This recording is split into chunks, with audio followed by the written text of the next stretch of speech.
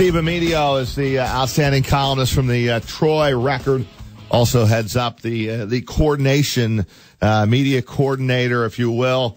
Wears a lot of hats for the Gym Rat Challenge, which is coming up this weekend. If you're a fan of basketball, it's one of those can't-miss weekends to get out and watch some talented young players right here in the Capital Region and in the state make their way to the Capital Region. And Steve Amedio joins us for a few minutes here on Big Board Sports. Good morning, Steve. Good morning, Raj. Thanks for the kind words. And not only outstanding talent from our state, our area, but 14 different states, mostly in the Northeast, as far down as Virginia. We traditionally have a team from Texas come.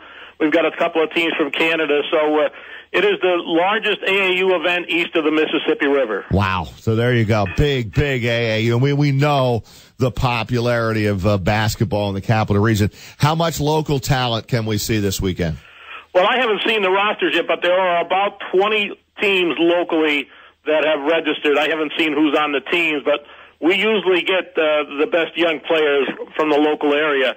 And the tournament has age brackets from 6 different age brackets, 12 and under, 13 and under, 14 and under, 15, 16, 17 and under. And the top age bracket, the 17 and unders, are the guys that are high school juniors going into their senior year. These are the guys that are going to college a year from now.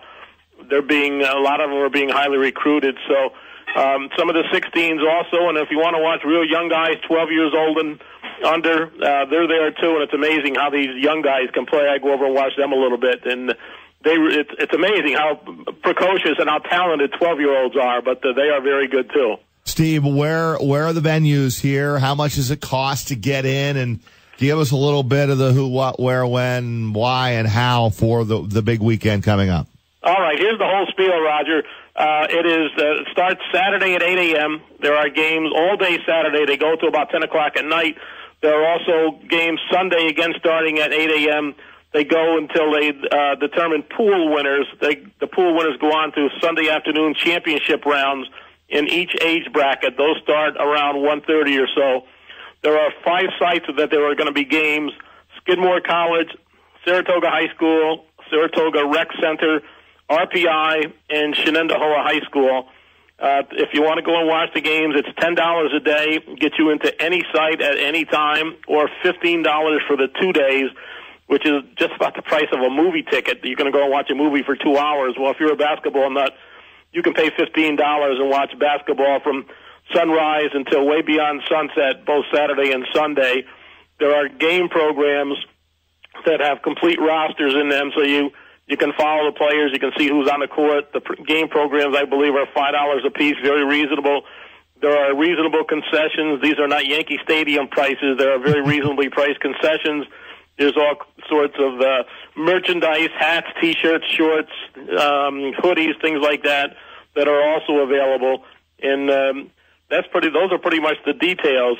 If I can mention some of the players that have been here in the past, we've kind of got the triple crown of NBA top awards. Joakim Noah, the center for the much injured center for the Knicks, he was Defensive Player of the Year one year in the NBA. He played here. Emeka Okafor, who was an NBA Rookie of the Year his first year in the league, he played here. And the only unanimous MVP of the NBA, 2-time defending MVP, Stephen Curry, played here in 2003. We've had NBA rebound leaders, Kenneth Faried, Odi Anosike, Michael Beasley. We've had the NCAA scoring champion, which is Jimmer Fredette, played here. We've had just a slew of guys that have won national championships. Okafor, and a lot of guys that played at UConn, Luol Deng, Kemba Walker, Shabazz Napier. A lot of local guys. I remember Robbie Poole from Siena was the MVP here one year. We'd say that of about the 3,000 kids that come here to play every year, about half of them wind up playing at some level of college basketball. We've had several hundred guys come out of here that played at the high major level. Several thousand have played at the mid-major level, and a lot of guys playing Division II, Division III, junior college. So this is really, the tournament bills itself as the place where stars first come to shine. We get a lot of young guys. There was a guy here 2 years ago, I don't know if you're familiar with him, Mohamed Bamba. a 6'11" kid from the New York City area. He just committed to Texas. He's being projected as one of the top 2 picks in next year's NBA draft, and he was terrific when he was here 2 years ago. One of the best kids we've ever had here. Hey, Steve, it's Chris Honorato up here as well.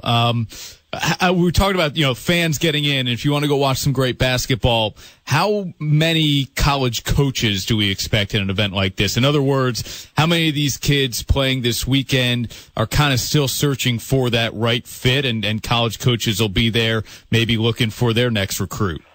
Well, the signing period, the kids here that are juniors going into their senior year, they can't officially sign until November of their senior year. So most of these guys are still unsigned. Now, a lot of them have already, not a lot, probably a few have already gave verbal commitments to go to college.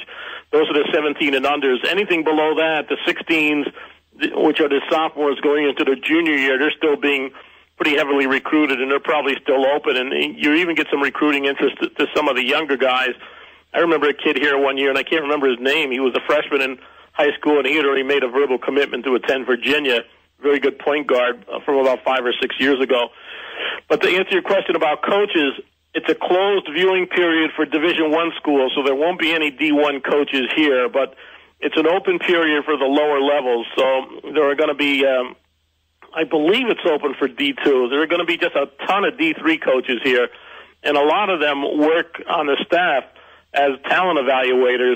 We pick all-star teams at each level. There's usually 50 or 60 kids that get all-star recognition, and we have a crew of about 25 talent evaluators, and that's all they do. They go out and watch games and pick the all-star teams and then provide the reports about the kids to me eventually, and then I take all of that and consolidate it and put it up on our website post-tournament.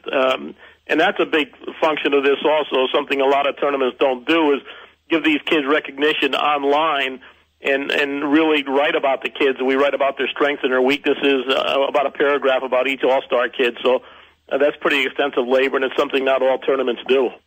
Well, Steve, sounds like it's going to be a great weekend, and this has been going on for how many years, Steve? Now, is this the... This is the 20th, Roger, wow. 20th anniversary, and I will mention that it's a big thing locally. According to figures that the tournament director, John Kamak, gave me, the only thing that brings more money into our area in terms of tourism is the Saratoga racetrack. You have to figure with 3,000 kids here, plus coaches, parents, grandparents, brothers, sisters, they all have to take hotel rooms. They all have to eat. They come in Friday. They stay here Saturday through Sunday. So it's a 3-day thing, and we do the same thing for girls 3 weeks from now. So it's a big money maker for the area too. It brings a lot of money into our communities. And just one more from me. What are the locations again? Starting on Saturday morning. Saturday morning, the location, Skidmore College, and that's where most of the upper level kids are. There are some at Saratoga High School. The younger kids at Saratoga Recreation Center, which is nice. It's air conditioned over there in case we get hot weather. And then there are games at RPI at 2 different places, the new gym over there, and then the Armory gym, and then Shenendehowa High School. Gotcha. So we have 5 locations this year, all pretty conveniently easy to get to. Well, listen, we got a lot of basketball fans in the Capital Region, and sounds like a great weekend for you and your crew and all the players coming, and we welcome them with open arms to the Capital Region. Steve, appreciate a few minutes here on Big Board Sports. Raj, always a pleasure, and always thanks for your support. We really appreciate it. Thank you, Steve. Appreciate it. Steve Amedio, columnist, Troy Record, and heading up, coordinating the Gym Rat.